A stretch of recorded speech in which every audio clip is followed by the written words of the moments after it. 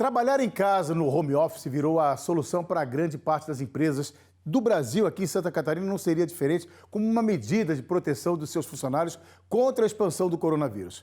Mas além da adequação jurídica para realizar o trabalho remoto de forma segura, é necessário estabelecer regras, preparar a infraestrutura e ferramentas a serem utilizadas para garantir a segurança das informações trocadas entre a empresa e o funcionário. Converso com o advogado Paulo Carvalho, que explica melhor para a gente, como é que é esse trabalho dentro da área jurídica. Muita gente está trabalhando como home office desde março para cá. Doutor, boa noite, obrigado pela participação aqui no Jornal do Continente. Boa noite, é um prazer participar desse programa tão importante. E nós já vamos com a primeira pergunta, como estabelecer regras entre patrões e empregados nesse momento aí que as pessoas estão trabalhando em casa?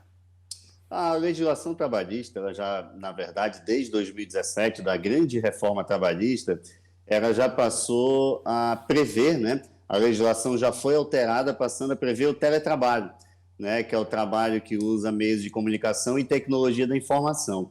Então, a legislação trabalhista ela já vinha atuando dessa forma. Algumas empresas, na verdade, já vinham, no Brasil, está caminhando ainda, empresas de tecnologia da informação já estavam nesse caminho e empresas de maior porte estavam fazendo testes ainda. A gente tem conhecimento de muitas empresas que uma vez por semana já estavam adotando home office. A pandemia do coronavírus ela veio antecipar algo que era inevitável.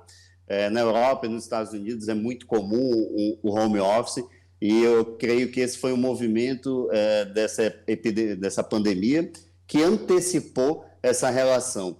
Isso foi muito bom, na verdade, para a gente que atua na área do direito do trabalho, porque como é uma alteração muito recente da legislação, nós conseguimos botar em prática. Hoje a legislação ela prevê que todos os custos ali devem ser acordados, devem estar no contrato de trabalho, Então, muitas empresas aí, elas têm, sim, a obrigação de ajudar com os custos desse trabalhador que agora está em casa, ou está numa lan house, enfim, coworking e outros setores. Claro que com a pandemia esses outros locais estão fechados, mas cabe à empresa e ao empregado, no contrato de teletrabalho, prever de como ficarão os custos, A gente tem acompanhado que as empresas elas estão pagando uma ajuda de custo, tem o custo mínimo que é da internet, por exemplo.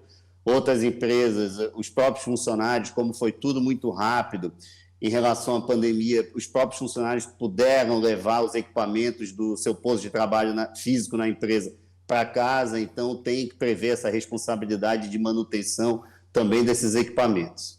Doutor, muita gente se pergunta também, Fui chamado na empresa para trabalhar em casa por causa desse isolamento social. Eu tenho que assinar alguma coisa com o patrão, fazer um acordo, uns acertos ou não? Sim, sim. Para aqueles contratos, obviamente, de trabalho que não havia essa previsão, é necessário que seja feito um aditivo contratual. Fizemos muitos aditivos contratuais no nosso escritório, nossos clientes. Alguns já tinham, alguns já haviam sido contratados com essa possibilidade do contrato ser prestado também no esquema de home office, de teletrabalho, mas a grande maioria não. Muitas empresas foram pegas de surpresa, nós atuamos fortemente naquela primeira semana, aqui em Santa Catarina principalmente, foi da noite para o dia, literalmente, fechou tudo numa terça-feira, dia 16 de março, salvo engano, no outro dia já não poderiam mais abrir as empresas. Então, nós fizemos aditivos contratuais, estabelecendo todas essas regras que eu comentei anteriormente. Entre esses aditivos contratuais, a pergunta das pessoas é o seguinte: o empregador, ele precisa, por exemplo, pagar algum adicional para custear a internet, luz e telefone de quem está trabalhando em casa? Eu entendo que sim. Volto a dizer, a nossa própria legislação, ela já tem um artigo específico que trata da matéria e a própria legislação, o legislador se preocupou com esse ponto, Então, todos os custos desse trabalho na residência, seja internet, seja equipamento, seja manutenção, seja a própria ergonomia do trabalho, uma cadeira adequada, enfim, todos esses custos eles devem estar no contrato.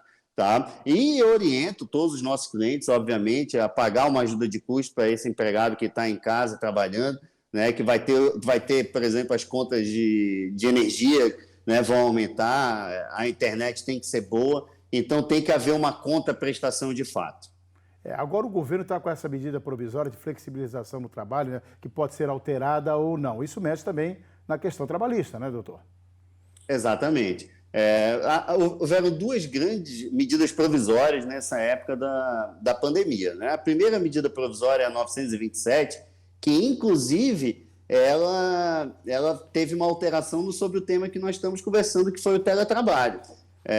A legislação ela previa que o teletrabalho poderia ser um acordo entre as duas partes, a empresa e o empregado. A medida provisória 927, ela diz não, olha, pode o empregador, né, unilateralmente, ou seja, só a vontade do empregador que esses trabalhadores trabalhem em teletrabalho, em home office, por causa da pandemia. Tá? Não houve, de fato, até nesse momento de pandemia, houve um consenso muito grande entre empregador e empregado do home office, isso daí não houve muita discussão. Tá? E além dessa medida provisória 927, teve a medida provisória 936, que acabou virando lei, né? Que é a possibilidade de suspensão do contrato de trabalho ou da sua redução da jornada e do salário. Doutor, muito obrigado pelos esclarecimentos, pelas informações. Foi importante essa tua colocação em relação às pessoas que estão trabalhando em home office. Existe a lei, né? A lei, como o doutor acabou de explicar, né? Para quem trabalha em casa e para quem tem também o seu trabalho dentro da lei trabalhista presencial, que é fundamental também. Obrigado pelas explicações. Tá? Eu agradeço aí, um bom final de semana. Para você também, um abraço.